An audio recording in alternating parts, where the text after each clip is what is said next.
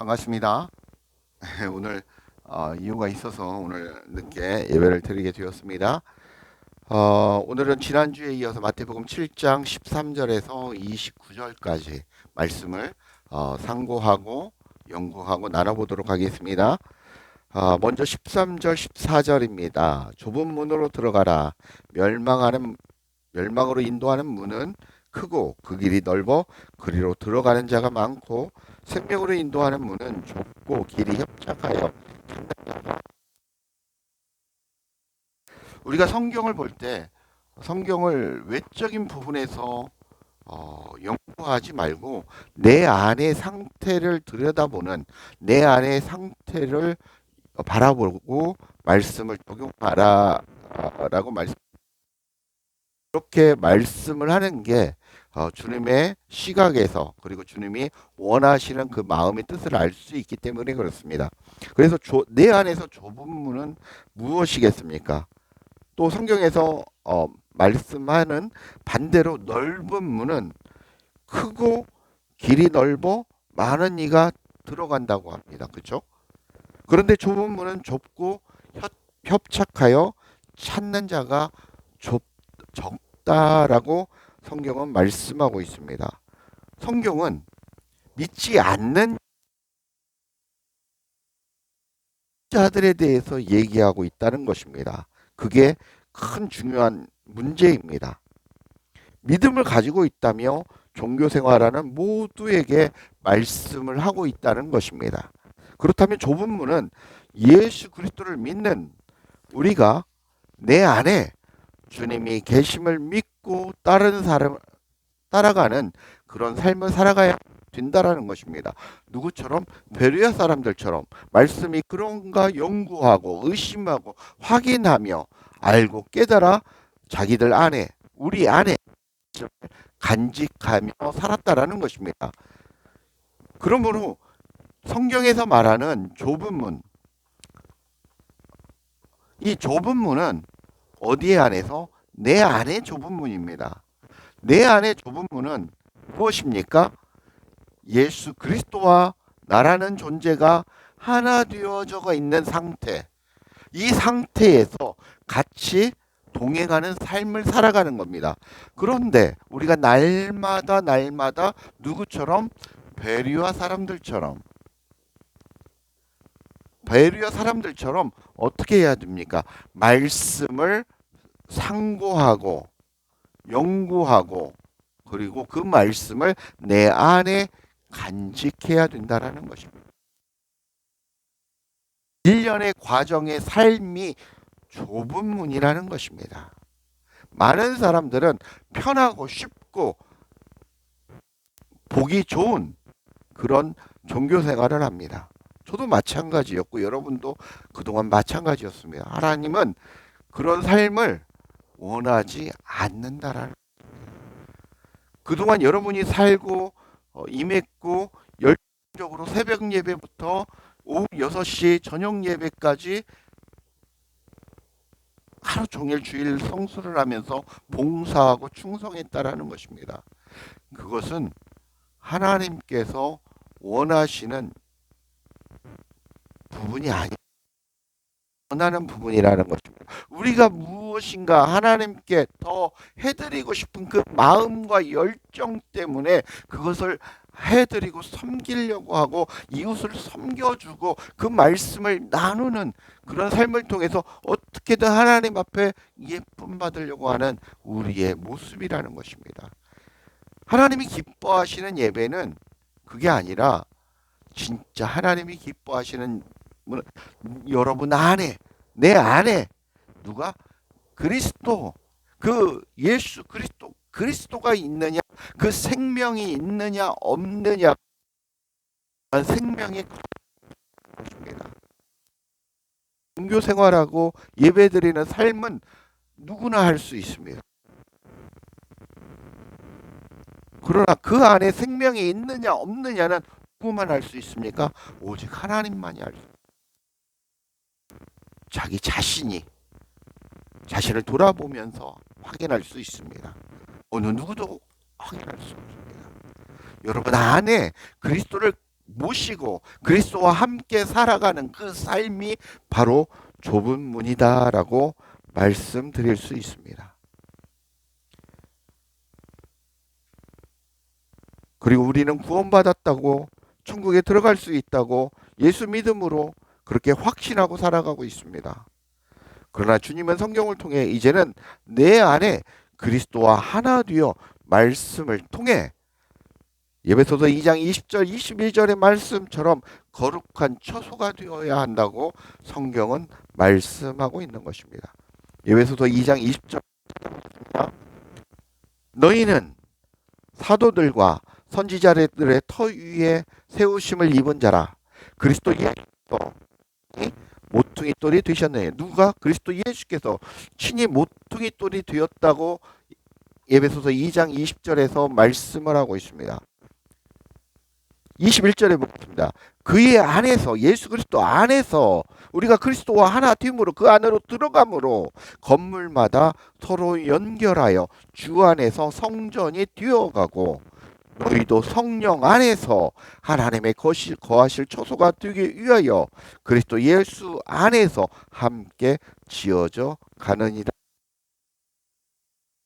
주님과 하나가 되었다면 이제는 말씀을 통해 기름 부음으로 지혜로운 다섯 처녀처럼 그 기름을 준비해야 한다고 성경은 얘기하고 있는 것입니다. 그게 베레아들의 사람들의 모습처럼 이게 바로 지혜로운 다섯 처녀 있지 않습니까? 지혜로운 다섯 처녀들의 기름 부음, 내 성전에 기름 부어져 가는 그 삶이라는 것입니다. 15절부터 보겠습니다. 20절까지. 거짓 선지자를 삼가라. 양의 옷을 입고 너희에게 나아오나 속에는 노략질하는 일이라. 그들의 열매로 그들을 알지니 가시나무에서 포도를 또는 엉겅퀴에서 무화과 나무를 따겠느냐. 이와 같이 좋은 나무마다 아름다운 열매를 맺고 못된 나무가 나쁜 열매를 맺나니 좋은 나무가 나쁜 열매를 맺을 수 없고 못된 나무가 아름다운 열매를 맺을 수 없느니라. 아름다운 열매를 맺지 아니하는 나무마다 지켜 불에 던져지느니라. 이러므로 그들의 열매로 그들을 알리라라고 말씀하고 있습니다. 이 말씀 보면 상당히 잘 살아야겠다 이런 말도 드시겠습니다. 우리가 중요한 것은 이 말씀을 통해서 거짓 선지자는 우리가 아는 이단이나 다른 종교를 믿는 자들이 아니라는 것입니다.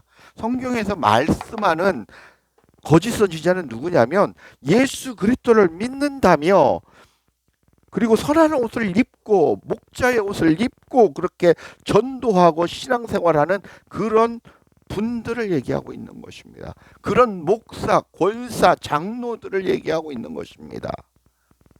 그러나 그들 안에는 생명의 신 그리스도가 없다라는 것입니다. 선과 악으로 생활하고 교리적이고 종교적인 삶을 살아가는 사람들이라는 것입니다. 하나님이 원하시는 것은 그 생명이 너희 안에 있어야 된다라는 것입니다. 이 그리스도라는 생명이 있어야 된다라는 것입니다. 생명이 없는 사람이 종교적으로 목회자로 설교하고 말씀 전하고 안수하고 한다라는 거죠. 그런 장로 권사님들이 예수 믿으십시오. 우리가 예수 믿었으니까 구원받고 천국에 갑니다. 마음으로 믿어 입으로 신하여 구원을 얻습니다. 예수 믿습니다. 하면 아멘 하십시오. 그러면 천국 갑니다. 중요한 건 그 안에 뭐가 있어야 된다라는 겁니다. 생명이란 그리스도가 있어야 한다라고 성경 말씀하고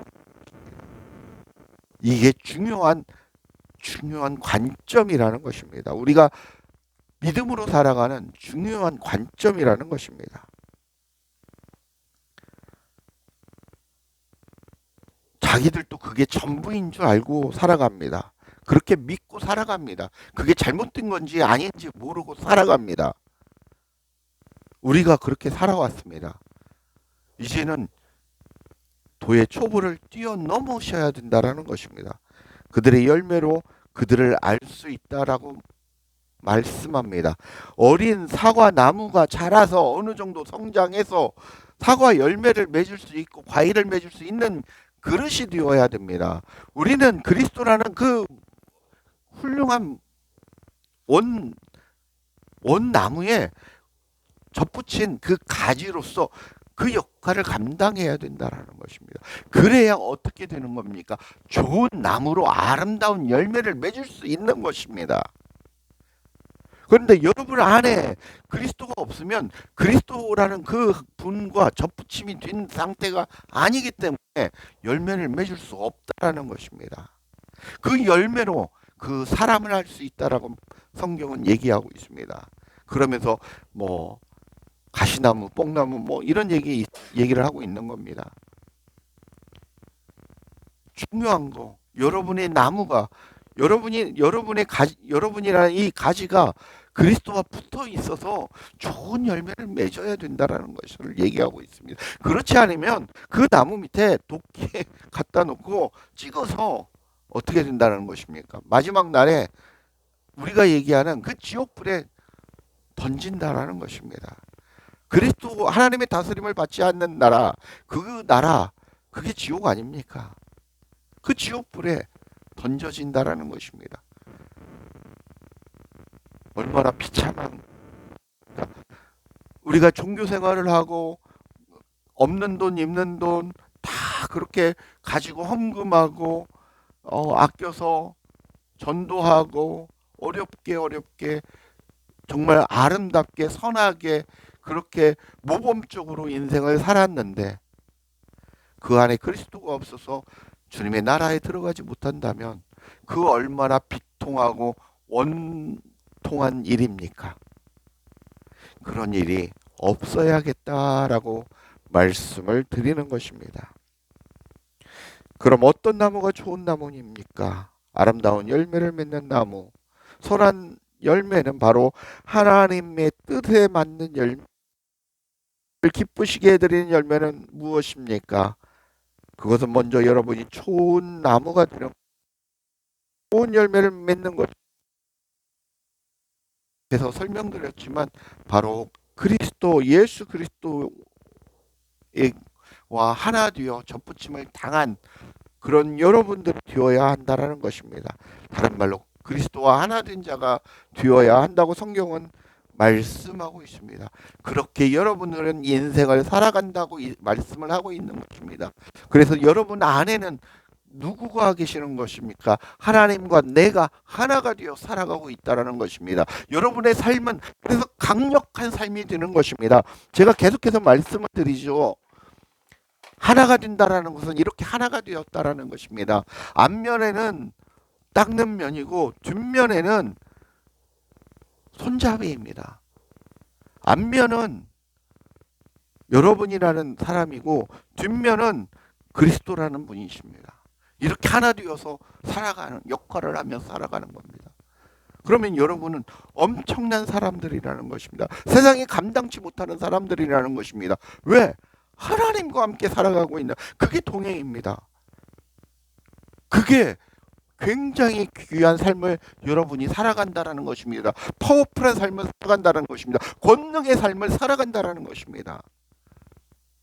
하늘에 있는 하나님이 함께하는 게 아니라 여러분 안에 하나님이 함께 살아가고 있다라는 것입니다. 그것을 믿으시기를 주 예수 그리스도의 이름으로 간절히 축복합니다. 21절 보겠습니다.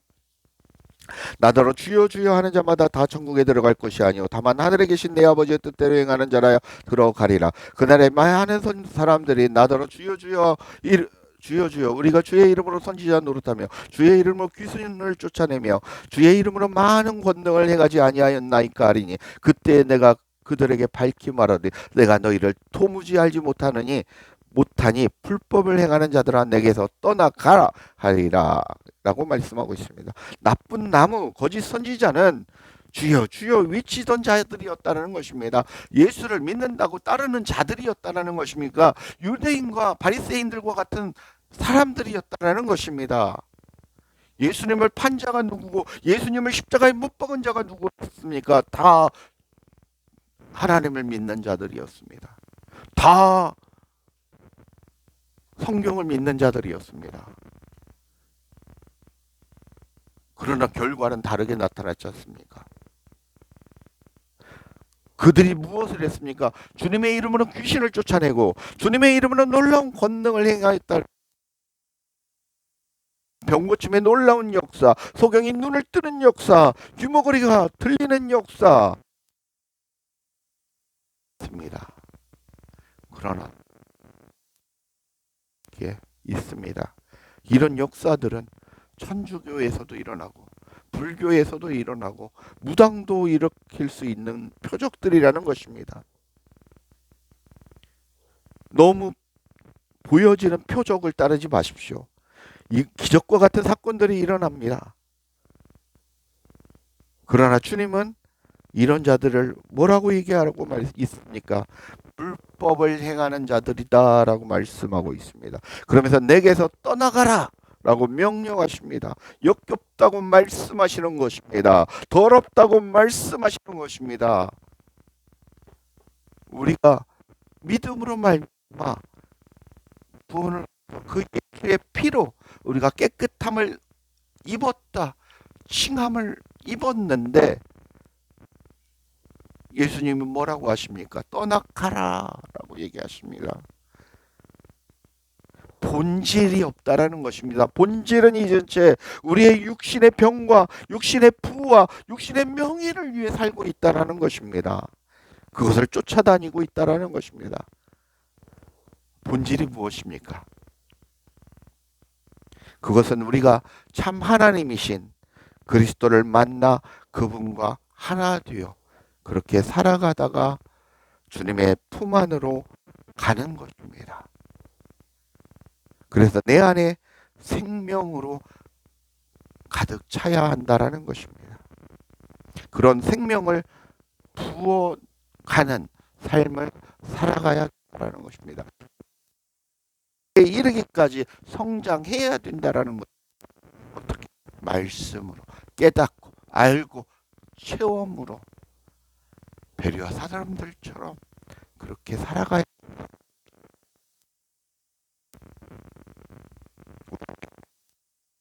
없는 신앙생활은 법을 행하는 삶이라고 성경은 얘기하고 있는 것입니다. 그동안의 관점은 믿는 자들이 아니었다면 지금의 관점은 여러분들 믿는 우리의 관점이어야 됩니다. 그래서 이제는 그 안에 내 안을 봐야 된다는 것입니다. 그동안 바깥을 봤다면 이제는 내 안을 돌아봐야 된다는 것입니다. 도의 초보를 걸었다면 이제는 성숙한 중학생, 고등학생, 대학생으로서 성장해야 된다는 믿음의 성장을 이루어 나가는 그런 삶을 사시길 주 예수 간절히 축복합니다. 24절 보겠습니다. 그러므로 누구든지 나의 이 말을 듣고 행하는 자는 그 집을 반석 위에 지은 지혜로운 사람 같으리니 비가 내리고 장수가 나고 바람이 불어 그 집에 부딪히되 무너지지 아니하나니 이는 추수를 반석 위에 놓은 까닭이요 나의 이 말을 듣고 행하지 아니하는 자는 그 집을 모래 위에 지은 어리석은 사람 같으리니 비가 내리고 창수가 나고 바람이 불어 그 집에 부딪힘에 무너져 그 무너짐이 심하니라. 예수께서 이 말씀을 마치심에 무리들이 그의 가르치심에 놀라니 이는 그 가르치는 것이 권위 있는 자와 같고 그들의 석인관들과 같지 아니함이라라 라고 말씀하고 있습니다. 예수님의 말씀을 듣고 그 말씀을 자기 안에 간직하는 자는 바로 그런 삶을 살아가는 사람이 바로 그리스도와 하나 된 자 위에 주추를 놓은 그런 분이라는 것입니다. 방법, 설명을 다르게 똑같은 내용을 하고 있는 것입니다. 어떤 시련이 와도 어려움이 와도 환난과 핍박이 와도 그 믿음이 흔들리지 않는다라는 것입니다. 그 본질이 그 생명이 없어지지 않는다라는 것입니다. 왜냐하면 그리스도께서 나와 함께 살아가시기 때문이라는 것입니다. 나에게 그 힘을 부어 주시기 때문에 그렇다는 것입니다. 내가 살아가는 것이 아니라 내 안에 하나님께서 먼저 살아가시고 앞서 행하시기 때문에 그렇다는 것입니다. 우리가 어려울 때 너무 힘들다고 얘기하고 고백하고 울부짖지 않습니까? 그때마다 우리 예수 그리스도께서 우리와 함께 살아가고 있고 그분이 우리를 업고 가고 계시다고 성경은 얘기하고 있습니다.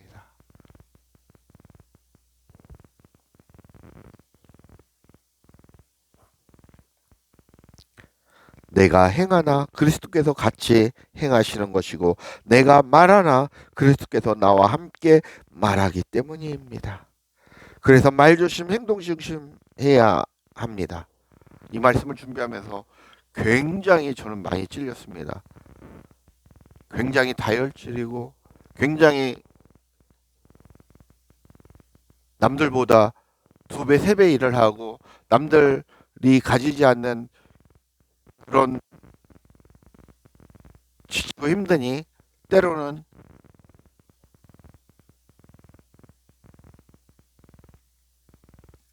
그러나 180도 변하지 않습니다.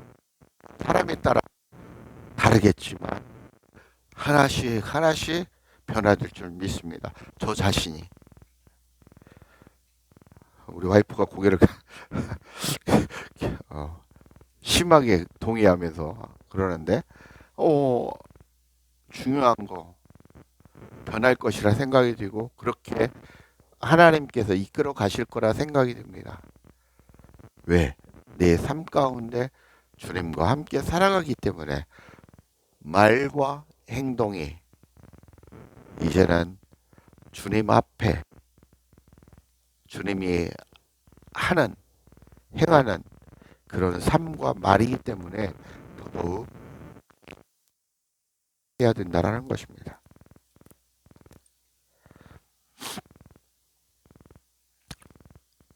그러나 부끄럽게도 저 스스로도 정말 반성하지만 그렇게 주님을 잊어버린 채 내 육신적인 생각과 욕망으로 행할 때가 너무나 많습니다. 이런 제게 주님은 함께하고 계십니다. 여러분들도 마찬가지일 것입니다.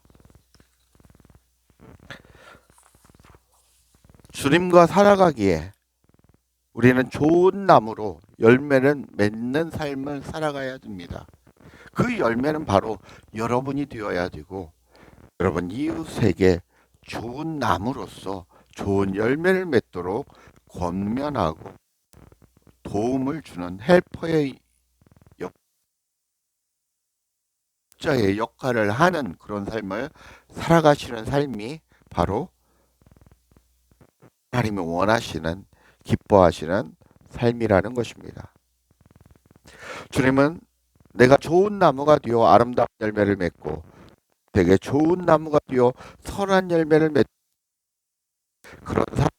그런 삶을 살아야 된다고 말씀하고 있습니다. 그런 삶을 성삼일체 하나님이 기뻐하시고 영광을 받으십니다. 이렇게 살아가시는 저와 우리 성도님들 되시길 주 예수 그리스도의 이름으로 간절히 축복하고 축원합니다. 감사합니다.